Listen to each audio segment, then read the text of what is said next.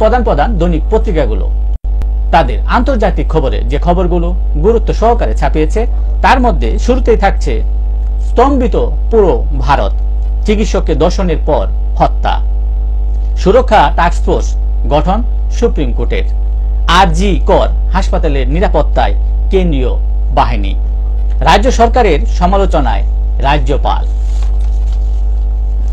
জ্বালানি সংকটে বন্ধের শঙ্কায় গাজা বহুল হাসপাতাল।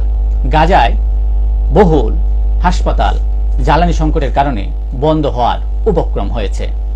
হামাসের অভিযোগ ইসরায়েলকে গণহত্যার জন্য সময় দিচ্ছে যুক্তরাষ্ট্র। গাজায় যুদ্ধবিরতি নিয়ে মার্কিন প্রস্তাব নেতানিয়াহু রাজি হলেও অসন্তুষ্ট হামাস। ডেমোক্রেট সম্মেলনে আপ্লুত বাইডেন, বলেন গণতন্ত্রকে অবশ্যই রক্ষা করতে হবে।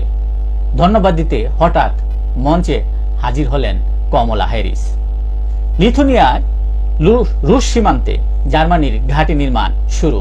দ্বিতীয় বিশ্বযুদ্ধের পর এটি হবে দেশের বাইরে জার্মানির প্রথম সামরিক ঘাঁটি।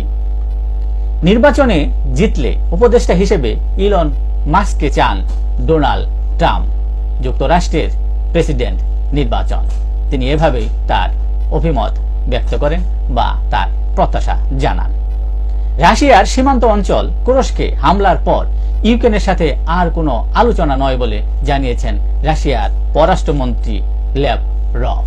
এই ছিল দেশের প্রধান প্রধান দৈনিক পত্রিকাগুলোর শিরোনামে উঠে আসা গুরুত্বপূর্ণ খবর, যা নিয়ে এতক্ষণ আপনাদের মাঝে উপস্থিত ছিলাম।